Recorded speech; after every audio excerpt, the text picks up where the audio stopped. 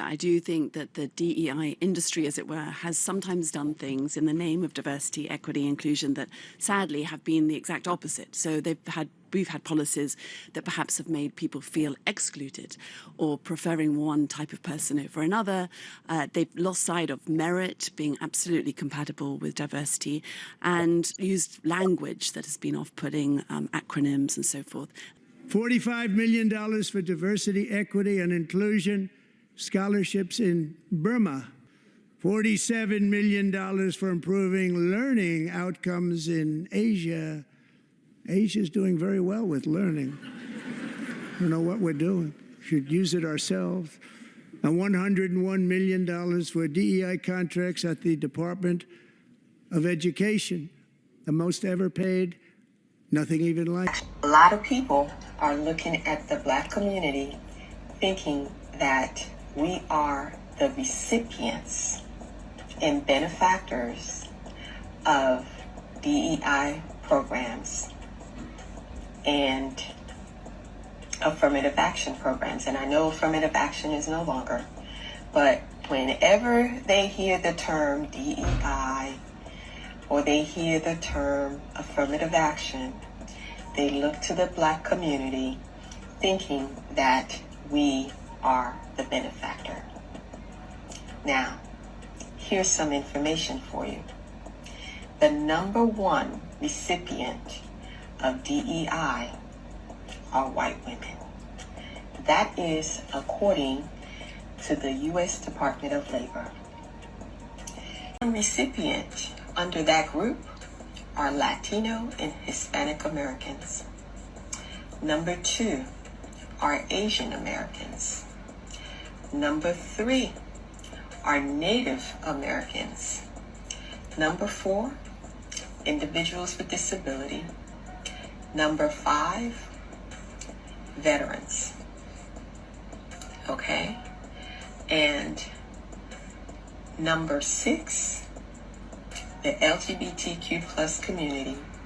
And guess who comes last at receiving DEI benefits? Guess who comes last? That's right, Black Americans. Hello everyone, this is Connie. If you're new here, you're very much welcome. Today's topic is about DEI. As you have heard from the video, DEI, it's a very contentious issue at the moment around the DEI and the cutting of DEI initiative programs from different organizations following the appointment of Donald Trump as a president of the United States. So we're going to talk about this DEI because it's very important for our businesses because we provide leadership programs for people, individual, and often the issue around DEI and the language used can become so off-putting that it discourages people to actually engage in it. So, I mean, Black communities do view DEI positively, and the research has actually over and over again confirmed that Black community support DEI initiative.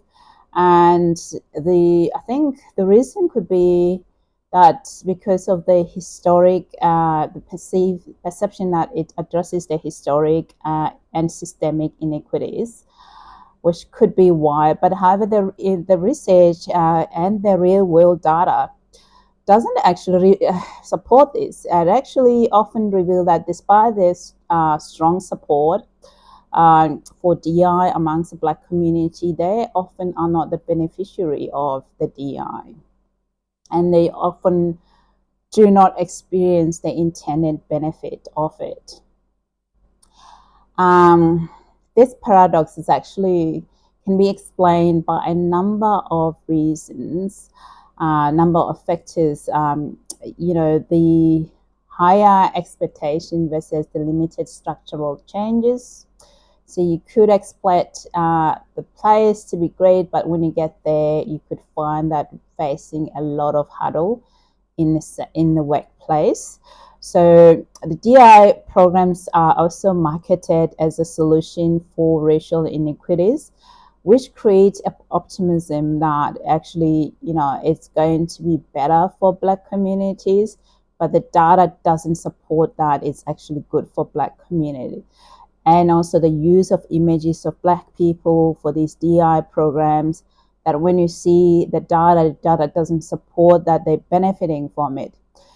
So many initiatives, they focus on the level of diversity around the number, how many Black people you have in your workplace, in the hiring quotas, in a diversity in training, rather than actually addressing the structural reforms within the organization itself, that pay equity and leadership opportunities, or getting rid of systemic bias. Often systemic bias is the one that is the major issues around most organizations. However, many DEI initiatives are really important in the society. So the performance of DEI versus the meaningful of DEI. Many companies and institutions engage in performative DEI, like I said, having a lot of pictures of Black people in their face, in their organization. So as a sign of that, they publicly promoting diversity without actually making substantial internal changes in how they addresses this diversity. Because the performative DEI, it's very common. That one is absolutely common to find it in most places, places that says that they are for DEI, but a lot of it's performative because they don't actually address this. There is substantial internal changes that's required. Okay, and then you also have studies, many studies have shown that while organizations may highlight diverse hiring numbers, most Black employees often remain underrepresented in leadership, and the data support that leadership roles and also in decision-making position. The research data supports that not only in America, worldwide, the World Economic Forum raise their own data. Australia have their own data from Deloitte that also echoes similar sentiment.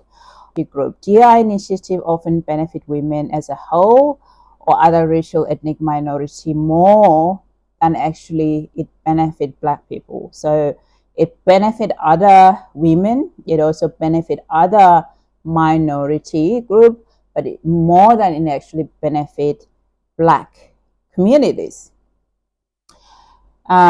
So also the research has also found, which is true, has also found that white women and other non-Black women of color often receive more promotion and career advancement under the DEI programs, leaving Black employees with fewer opportunities. That one, it's true, is 100% correct. It's been supported by data.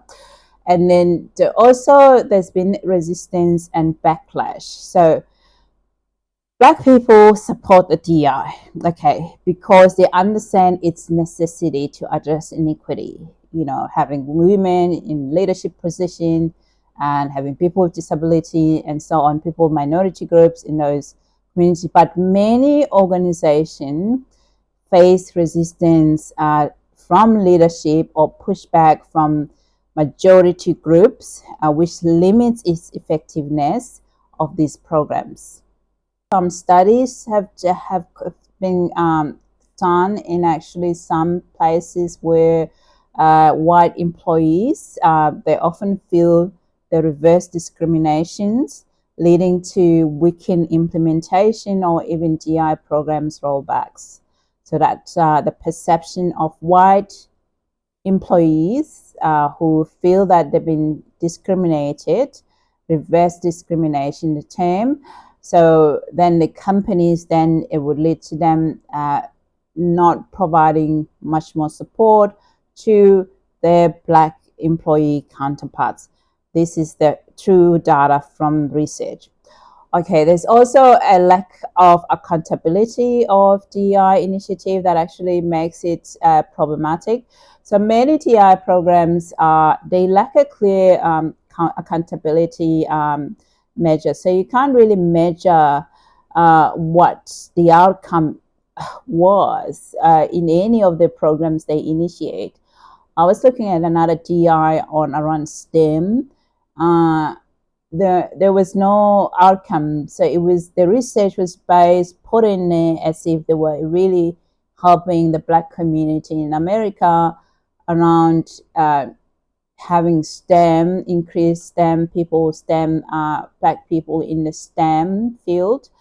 But the outcome, how they measure that, wasn't actually publicly how they measure it. But what was clear in that DEI was that the only thing that Black people benefit from was to give their DNA. That's it.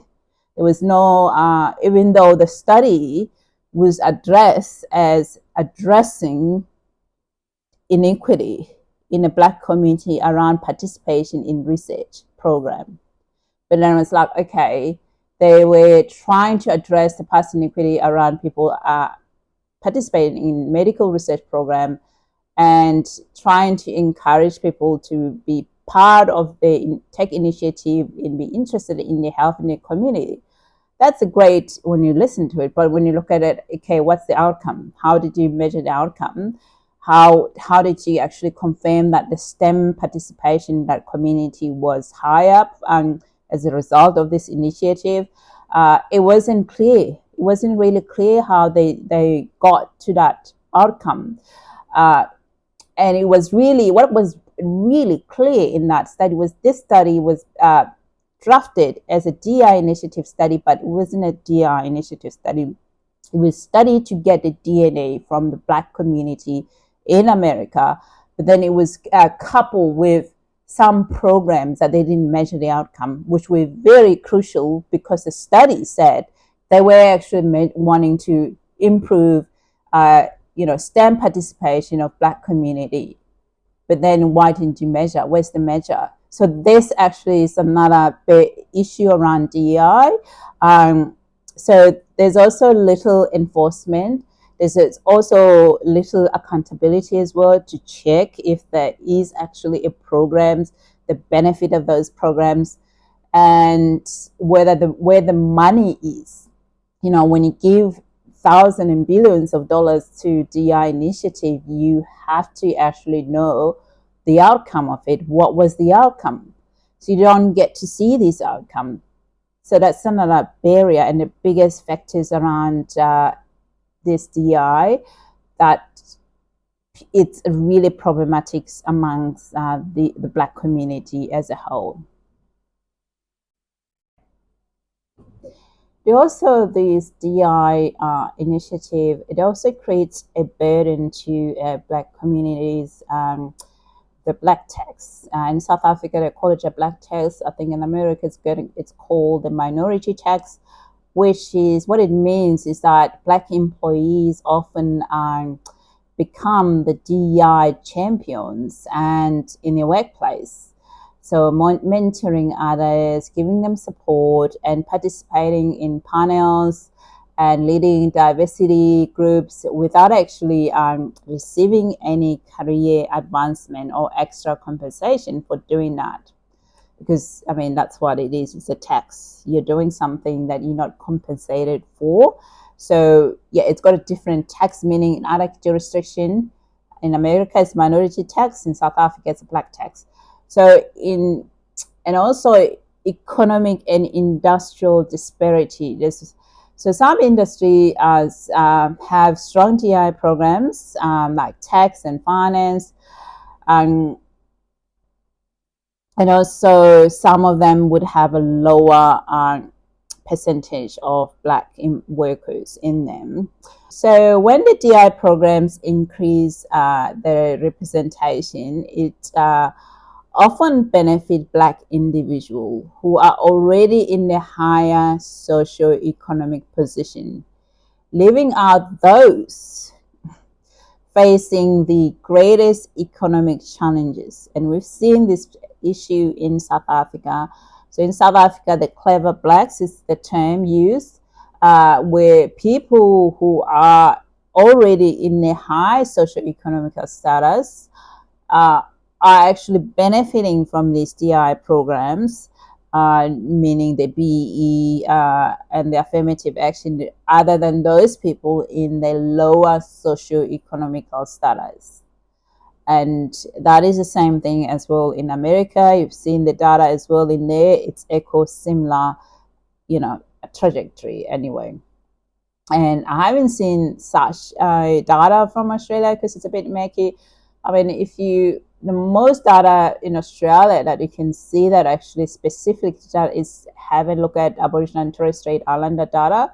But even that data, it's a bit difficult to actually give some sense. You can't actually extrapolate from Aboriginal and Torres Strait Islander data and think that data would be similar to other Black community within Australia. So you have to be careful about that, saying that data would be similar, it's need a different approach and a different category. And it'd be harder to even find data within the, looking at ABS data or even census data so you can actually extrapolate from what was given from the census data and crush the numbers, what is actually would mean in practice, because it's really hard to make sense of the data, the way in which they collect the data and definition around cultural and linguistic diverse, because that is very broad term. That when you're dealing with research, you want specific and you want to be explicit, all right, what you're looking for, so you don't actually assume things. So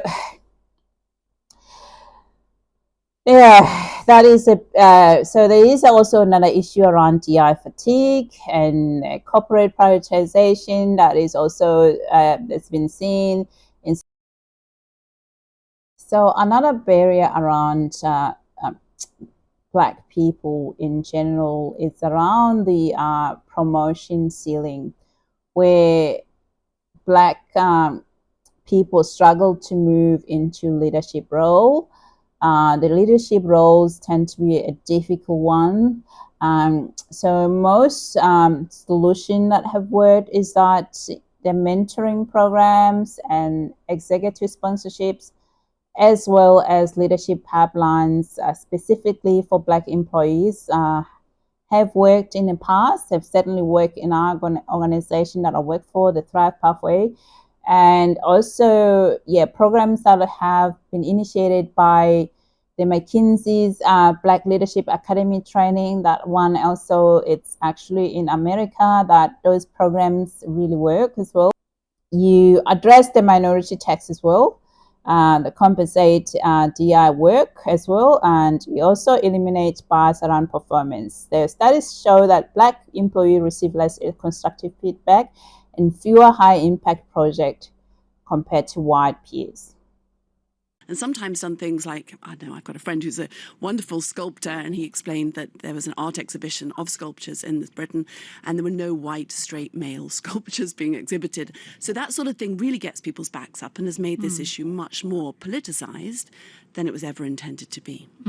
Is there a possibility of adjusting that? Because the Trump White House is looking at wholesale scrapping, complete abandoning. Is there a kind of way to keep some diversity and equity inclusion progress? Absolutely. And so first of all, I mean, those executive orders are being legally challenged, and they've been put on indefinite hold for now by the courts. But obviously companies are very concerned, as any company is, to adhere to the regulations and the laws of the countries they operate in. So in some ways, it's not a huge surprise that companies have been very quick to somewhat disown DEI policies. But actually, when I talk to people, there's nothing illegal about those values remaining. And so I do think, I mean, A, this is a wake-up call for all of the work that's been done, and B, that where there's a will, there's a way. And I would encourage anybody who is feeling despondent about these issues and feeling, oh, we're going to go backwards. We do have agency, and we do need to now refresh the business case, make sure that initiatives are genuinely inclusive, and go back to the basics, which in my case was all about, I've been involved for 2 decades now in these sorts of initiatives. And my motivation was always about trying to improve thinking and have the best teams, and of course, ensure that anyone with talent has a fair shot. I think the most important thing that for Black community is to address, really urgent to be addressed, is around constructive feedback. Most Black employees, or even from university, I would say even from school, they don't receive a constructive feedback. So if you don't give a constructive feedback, they're not going to be able to learn. They're not going to be able to grow. That's another number one thing. So, and also another thing that can be a problem around this is the high impact project, the responsibility. If you don't give a Black employee a responsibility, they are at workplace, and then you're always constantly looking over their shoulder, and you're not providing them space to be able to grow professionally and take responsibility, that is going to actually make them not to grow and become responsible and become leader of the future. And that is very important and relevant. Here in Australia, it's very much relevant. And I would say probably it would be relevant in other jurisdictions as well. So that's what I would say, that is the things that needs to be focused on, other than focusing on the quota. It also, leadership program, being supported in mentoring, that's also quite significant and important around career progression. So you don't become at one position and you retire and you never have any responsibility in your career. So thank you guys for listening. If you have any comment below that's constructive, please give one below. Thank you guys, and see ya. Bye.